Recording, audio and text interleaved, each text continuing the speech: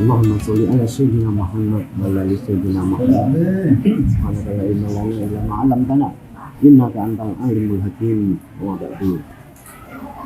Yang saya hormati, yang saya kagumi guru kita semua, guru kita dan penasihat kita, Gus Bahak bin Nur Salim, yang kami selalu memanggil dia dengan Gus Bahak. Alhamdulillah beruntung Unisula pada kesempatan kali ini diperkenankan untuk nyecep ilmunya beliau dengan bersama-sama kita ngaji dengan beliau. Walaupun Jamiah Unisula dosen mahasiswa karyawan nanti penjenengan melalui online, dan alhamdulillah kami ini diuntungkan, diberkahi, dan alhamdulillah ditakdirkan untuk bersama beliau untuk ngaji Sukawro dengan beliau pada kesempatan kali ini. Untuk itu marilah bersama-sama acara yang mulia ini kita awali dengan membaca wasilah umum kita pada adanya Nabi Sallallahu Alaihi Wasallam.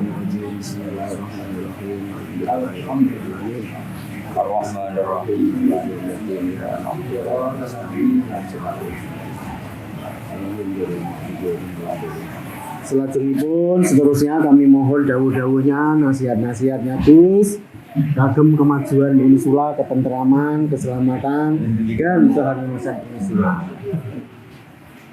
Oke, matur monggo Gus, kula aturaken. Salah jenengan matur suwun. Nggih. Bismillahirrahmanirrahim. Assalamualaikum warahmatullahi wabarakatuh. Ya, semasang ben rektor ya.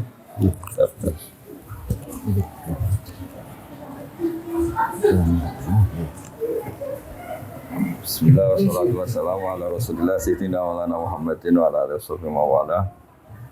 Teman-teman Unisula yang saya hormati, khusus Pak Rektor.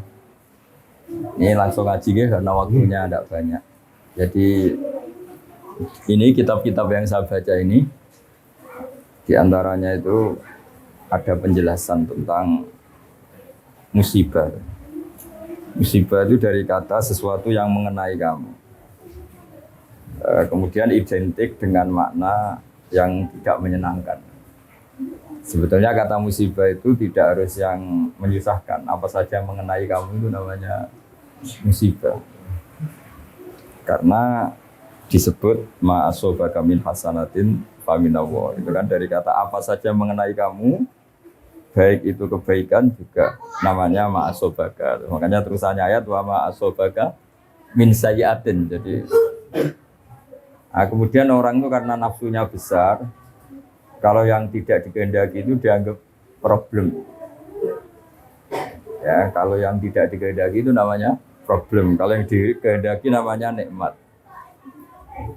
Nah, bahasa itu bahasa manusia. Kalau bahasanya Allah tidak tahu. Misalnya Anda jadi panitia ozon, malaikat penjaga ozon. Mungkin kalau nggak ada penerbangan itu mereka syukuran, karena nggak terganggu. Tapi kalau Anda pengusaha penerbangan ya nganggap ini musibah. Jadi kalau kamu nanti ketemu malaikat penjaga ozon, kemurnian lapisan ozon, kamu nganggap, wah ini susah, nggak ada penerbangan, pasti kamu disemprot. Kalau yang ngomong yang baik.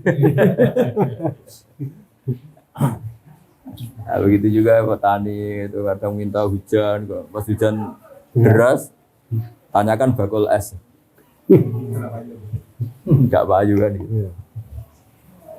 Jadi di ilmu kitab-kitab yang saya baca, kata musibah, kata nikmat itu ada yang hakikat, ada yang menurut kita. Karena ya tadi, kalau Anda malaikat penjaga ozon, mungkin syukuran karena nggak ada penerbangan. Ya.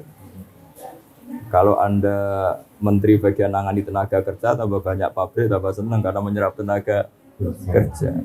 Tapi kalau Anda mungkin menteri lingkungan hidup, oh ini banyak limbah, ini banyak polusi. Nah kira-kira seperti itulah gambaran hidup. Kalau Pak Bejo jadi rektor, kata kroninya ya alhamdulillah, kata musuhnya ya ini musibah. Alhamdulillah Gus. Jadi pola-pola sosial itu Ini mau pemilihan ini Gus. artinya Kalau kita pakai bahasa manusia akan selalu gitu, ada subjektivitas, ada nisbi, ada. Lalu gunanya ngaji sama kiai ya tadi orang dilatih pakai bahasanya Allah. Ya bahasanya Allah tadi ya kita tidak tahu persisnya ini nikmat apa musibah, tapi di balik itu ada hikmahnya itu sudah dekati bahasa ketuhanan karena apa? Ya tidak mengklaim. Saya sering guyon, meskipun tuh guyon tapi tak ilmu nih. Misalnya tadi kamu ada pasangan nganten baru yang baru harmonisnya itu orang mesti bilang alhamdulillah harmonis. Tanyakan ibunya itu mulai lupa daratan, lupa ibunya, lupa keluarganya kalau harmonis punya sama istri itu pasti. Jadi kalau ada pasangan harmonis, tanyakan ibunya. Menantu jenengan baik enggak? Oh, ngurus ibu jone tok lali wong tuwa. Atau tanyakan temannya. Saya ki lali konco, saya ki lali temen gitu karena saking mesranya sama. Nah, di semua segmen kehidupan itu seperti itu, Pak Bejo. Betul ya. Sehingga agama itu mengajarkan bahasa-bahasa sakral yang tidak lekang oleh waktu, yaitu misalnya baca subhanallah, maha suci Allah, alhamdulillah, subhana rabbiyal azim. Karena bahasa manusia itu tidak pernah sempurna, yang sempurna itu bahasa ajarannya Allah. Kalau itu kan permanen, keadaan apapun ya Allah itu maha suci, keadaan apapun ya alhamdulillah, keadaan apapun Allahu akbar. Sekali kamu kerana manusia itu ruwet. Jadi misalnya kalau sebuah negara itu makmurnya orang taat untuk ke masjid, makmurnya orang nakal. Mesti ke tempat-tempat maksiat. Jadi kalau kamu berdoa makmur, untuk siapa? Dan ukurannya dipakai untuk apa? Kamu dapat uang banyak, alhamdulillah. Kalau orang baik, uang banyak pikirannya ya untuk nafkahi anak istri, bangun masjid ini. Nah, kalau orang nakal kan nanti pikirannya macam-macam. Mungkin ingin judi, ingin booking siapa, atau untuk kepentingan apa. Ya di sini ini baiknya agama datang untuk manusia. Terus ada ketentuan halal haram, ketentuan melawan hawa nafsu, ketentuan mengelola nafsu, ketentuan meminimalkan nafsu. Nah tanpa itu bahasa-bahasa nikmat itu hakikatnya adab karena nikmat yang mengarah ke untuk maksiat. Nah itu pentingnya ngaji. Jadi orang akan ya tadi. Kalau kamu punya toko sedang laris-larisnya, tanyakan toko rivalnya. Saya ini sepi laris wae Pak Bejo. Toko pesaing. Iya. Tapi nanti yang sedang tidak laris jangan katakan terus jatuh tidak juga. Baru kayak laris, wes bergaya loro kabeh, tak ibadah wae. Hal-hal seperti ini itu harus diperhatikan supaya orang itu menilai yang dialami tidak pakai ukuran nafsu tapi ukuran menurut Allah Subhanahu wa taala ma'indallah. Jadi menilai, makanya disebut wal baqiyatu sholihat. Baqiyat itu sesuatu yang abadi, sholihat itu yang bagus. Makanya disebut kalimat thayyibah itu subhanallah bihamdi la ilaha illallah, itu kalimat itu tuh permanen. Tapi kalau kalimat manusia itu tidak permanen. Tadi misalnya kamu bilang nasi itu penting karena makanan pokok. Tanyakan pakar diabetes. Oh, nasi itu mengandung gula, kalau orang dapat nggak boleh kan. Jadi selalu ada masalah. Jadi sama bisa melihat itu nikmat karena bisa melihat apa saja. Kamu mulai tersiksa punya istri jelek ya karena sering banyak melihat itu. Harusnya sadar bahwa yang kamu punya itu paling tidak cantik itu. Baru kayak sering apa? Melihat itu. Nah, sama. Banyak ada orang punya Innova itu senangnya bukan main. Itu mulai ada musibah, ada temannya sana main pakai Alphard, runtuh dia.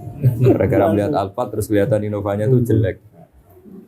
Makanya guyonannya orang-orang haji itu kalau haji, kenapa kamu nangis? Semua orang tuh kok cantik karena melihat orang Pakistan, Turki yang jelek hanya istri saya. Biasa. Akhirnya gantian yang istrinya nangis. Kenapa kamu semua orang kok ganteng, yang jelek hanya suami saya. Di sini hebatnya agama. Ukuran mengelola nikmat itu la tamud dan na'inaika. Kamu jangan pernah melihat yang tidak milik kamu karena awal ketidaksyukuran tuh melihat. Jadi awal ketidaksyukuran itu karena melihat. La tamuddanna ainaika, jangan arahkan pandangan kamu ke hal-hal yang ya tadi. Jadi rektor sudah syukur Nanti kalau ketemu menteri terus dididing-didingi, dikandang-kandani itu. Boleh kok CTK diamu itu. Betul. Jadi menteri pendidikan juga ya bisa ngatur rektor. Ini kalau ketemu presiden Bisa Sodo aja. Nah, nanti jadi presiden juga ya, tapi nanti kalau ada Indonesia ada nggak benernya, ada miskinnya juga mungkin salah-salahan. Tok. Sebenarnya semuanya juga ada problem itu. Nah, tapi kalau kita melihatnya dengan ketentuan Allah, rektor itu amanah, presiden itu amanah, menteri itu amanah. Saya pernah didatangin seorang menteri, juga pernah didatangin orang-orang top. Gus, saya ini jabat top, ini gimana? Ya saya bilang, kalau itu mas'uliyah, tanggung jawab, maka itu ibadah. Tapi kalau kamu rofahiyah, dipakai hura-hura itu ya maksiat. Insya Allah tanggung jawab. Kalau tanggung jawab kan malah memperbesar ganjaran kan. Kalau kamu sebelum rektor kan kebaikan kamu terbatas di teman kos, teman relasi. Tapi kalau jadi rektor kan satu uni sula. Makanya pernah ada seorang wali ditanya, kalau andaikan kamu punya doa satu untuk siapa? Untuk presiden. Kenapa ya? Kalau yang baik RT kan kebaikannya hanya satu RT. Kalau yang baik bupati hanya satu kabupaten. Kalau yang baik presiden satu negara. Jadi masyhur itu. Jadi ada seorang wali ditanya, kalau misalnya kamu levelnya RT, kalau kamu tak yang baik kan, ya namanya levelnya. Ya, makanya ada wali yang sangat luar biasa ditanya, andai kan kamu punya satu doa sosial, ya kalau doa pribadi kan tentu husnul khotimah. Kalau kamu punya jatah doa satu doa sosial, kamu peruntukkan siapa untuk presiden? Kenapa? Sekali beliau baik, manfaatnya lebih luas kan? Ya ini punya jatah doa satu, duduk anak RT yang baik, ya sudah, ya satu kawasan itu aja. yang baik.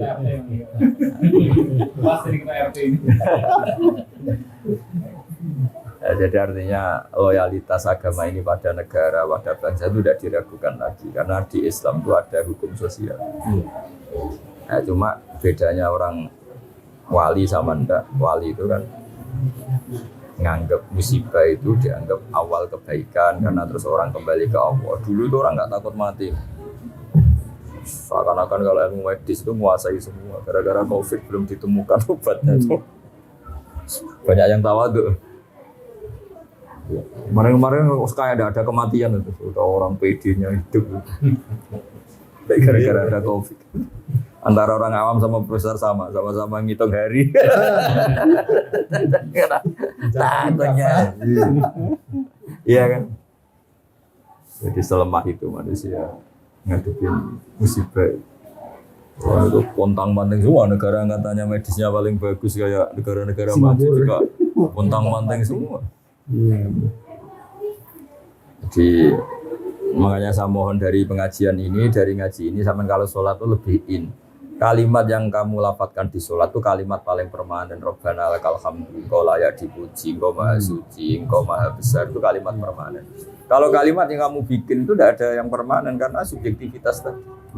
Ketika kamu bilang tadi penerbangan itu kosong atau minim, itu kamu anggap musibah. Kata malaikat penjaga ozon itu bagus. Ketika Kementerian Tenaga Kerja bilang banyak pabrik itu bagus penyerapan tenaga kerja, tanyakan ahli lingkungan.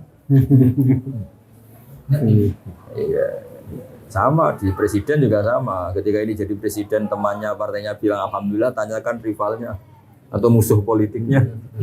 Rektor juga sama, toko juga sama. Hal-hal seperti ini terus menjadikan wali-wali itu nggak bicara tentang makhluk, hanya bicara tentang Allah. Makanya terus toreko itu kan wiridan paling kelima kan Allah. Maksudnya sudahlah makhluk sudah. Bismillahirrahmanirrahim. Sumadharhum fi khawdihim al-abun, sudah semuanya itu orientasinya ke Allah saja, yang lainnya itu biarin gitu. Zarhum fi khawdihim al-abun. Makanya ada sholat istisqa nggak mandi-mandi itu, karena yang di pojok bakul es. Ini kalau mandi saya ada baik. Nah, ternyata ketika orang lain semangat amin karena sawahnya banyak. Terus ini aminnya tenang. Kenapa kamu tidak semangat? Saya tidak punya sawah, gak ada hujan juga gak apa-apa. Saya ini penjual es. Jadi apa ya? Ya gitu itu kehidupan ya gitu. Wong ini kabar-kabarnya itu kata ilmuwan itu. lapisan ozon tuh membaik itu sekian puluh % gara-gara pengurangan penerbangan. Oh iya, bisa kamu bayangkan kayak Singapura, Hong Kong per menit ada. Ya kan, yang pesawat-pesawat yang bandara-bandara paling sibuk.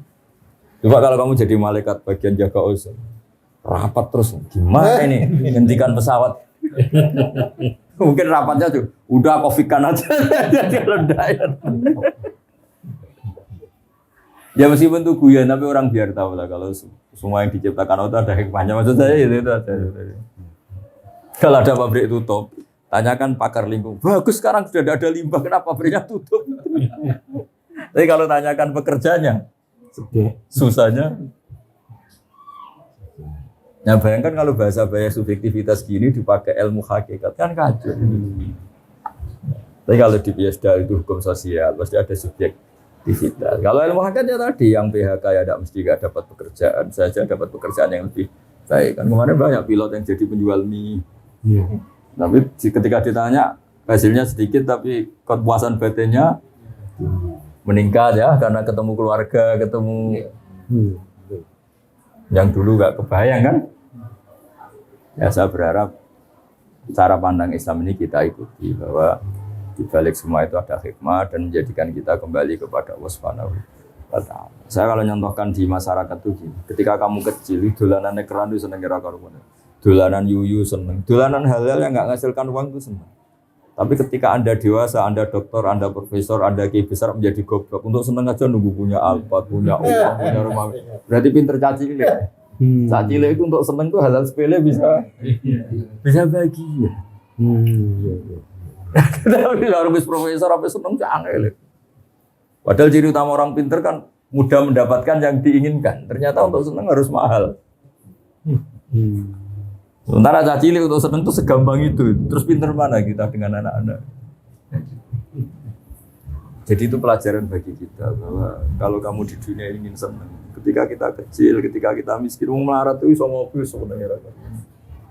Kayak wong kos ora diusir bukos iso urenge apa. Enggak terlambat bayar. Jadi makanya saya pernah ketemu menteri itu kalau guyon lucu. Enak ra menteri saya dulu itu melihat orang jadi menteri itu top. Setelah saya jadi menteri itu merasa enggak top. Ya kenapa? Karena semua kesalahan di kementerian saya kayak salah saya. Dulu kan enggak pernah salah. Ya kan kalau kamu enggak menteri Polhukam enggak ada keamanan apa kan kamu enggak salah. Orang miskin kalau kamu tidak menteri ekonomi kan enggak. Iya betul. Gara-gara kamu menteri malah menjadi salah kan. Kalau kamu tidak ketua bulog kalau nggak ada kesediaan beras kan nggak salah. Kalau kamu ketua bulog kan menjadi. Kalau kamu nggak rektor kesalahan Unisula kan nggak salah kamu. Gara-gara rektor ikut salah kan. Salah. Nah, itu hebatnya Islam. Makanya Nabi itu harus punya hak syafaat. Kenapa Nabi itu punya hak syafaat? Karena seorang nabi itu yang bertanggung jawab. Itu sekecelok umatmu itu buat syafaat. Ya sama. Kalau kamu sudah kadung jadi rektor, ini mahasiswa kamu. Kalau ada apa-apa kamu harus ikut tanggung jawab. Makanya agama ini datang dengan rasionalitas yang tinggi. Kenapa nabi itu punya hak syafaat? Ya karena beliau dekat Allah itu pasti. Ya karena tadi kita ini kadung umatnya, maka menjadi tanggung jawab beliau. Dan kita membaca sholawat itu bukti kita loyal. Sama seperti mahasiswa harus punya kartu mahasiswa bukti kalau kita loyal. Sama yang umatnya Nabi juga punya kartu sebagai umat Jumur, yaitu ditandai dengan baca sholawat. Karena nggak mungkin Nabi nggak tanggung jawab kan tadi. Sebelum kamu jadi presiden, semua camping negara kan nggak tanggung jawab kamu gara-gara presiden terus kamu jadi tanggung jawab kamu kan. Begitu ya rektor, begitu juga RT. Ya gara-gara Nabi itu seorang Nabi, maka harus tanggung jawab. Dan itu luar biasa. Akhirnya beliau diberi hak syafaat. Umatnya yang harusnya menjadi ahli neraka asal bertauhid dijamin ahli surga. Meskipun lewat jalur apa? Syafaat. Makanya saya minta sama Unisula, sama rektor, sama ketua yayasan. Jangan apa-apa itu hukumannya sanksi, apalagi DO. Kalau nggak fatal banget itu jangan. Karena ciri utama pemimpin itu ra'in itu menjaga itu ya tidak mengeluarkan. Kecuali yang hal-hal yang ekstrim. Makanya dalam Islam itu jangan mudah mengkafirkan orang. Makanya yang dilawan ahli sunnah itu gerakan takfiri.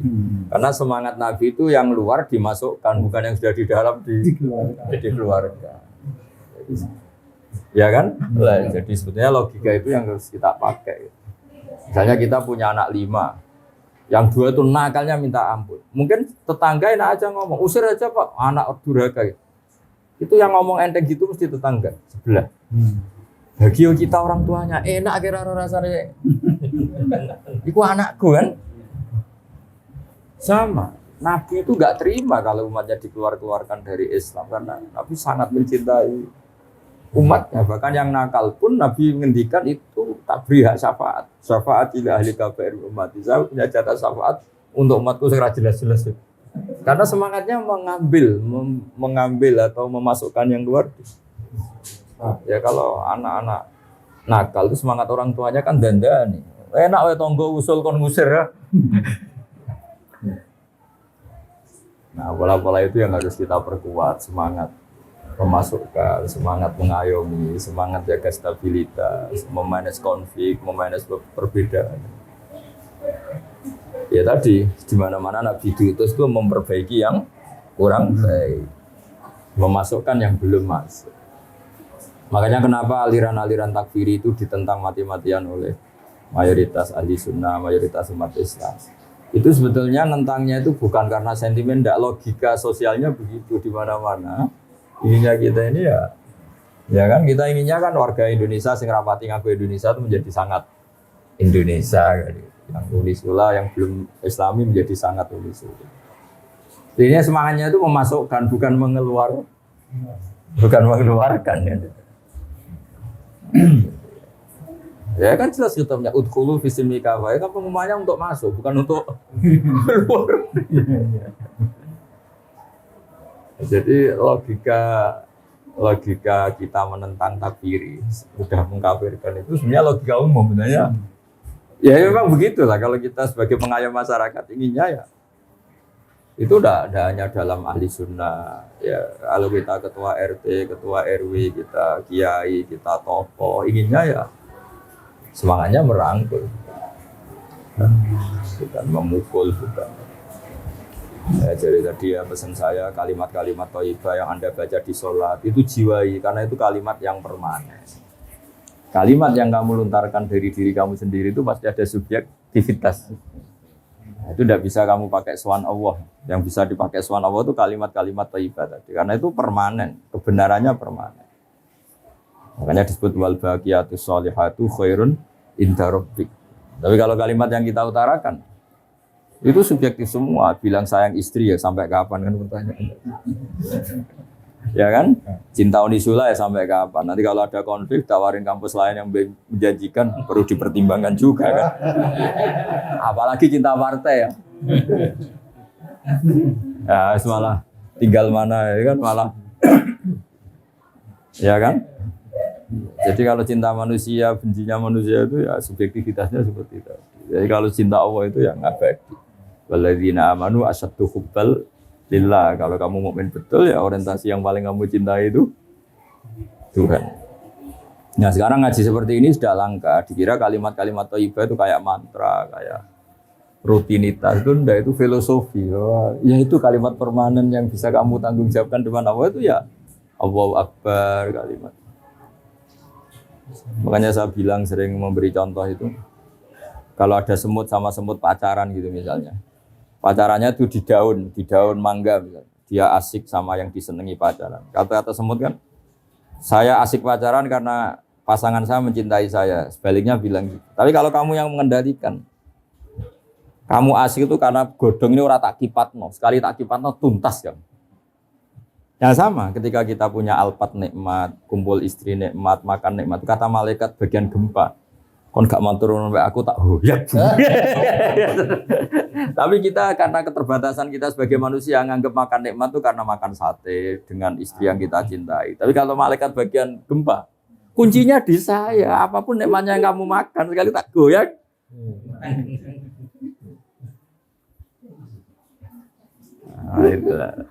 Nah itu sirinya, rahasianya. Kenapa kiai-kiai itu matehai malaikat, matehai penjaga langit, penjaga bumi itu karena itu berkontribusi dalam kenikmatan yang kita. Ya. Jadi, kalau kamu tidak mau fatihah itu bisa tersinggung. Itu ya selesai. Nah, itu bedanya kiai sama rektor, Pak.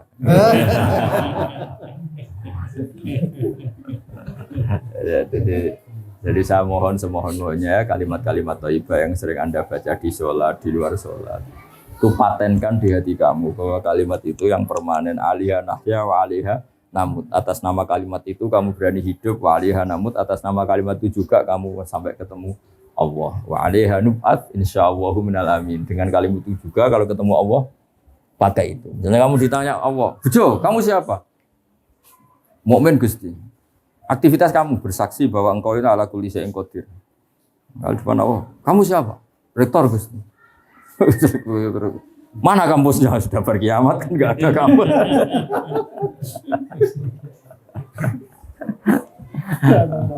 Ya kan enggak ada semua kan sudah. Ya, jadi makanya disebut ma'indakum yanfadu wa ma'indallahi baq. Apa yang di sekeliling kamu bisa hilang, tapi kalau yang terkait Allah itu akan apa? Makanya saya minta jenengan jadi rektor juga melihatnya untuk kemanfaatan agama. Ya, jadi siapa saja orientasinya itu agama.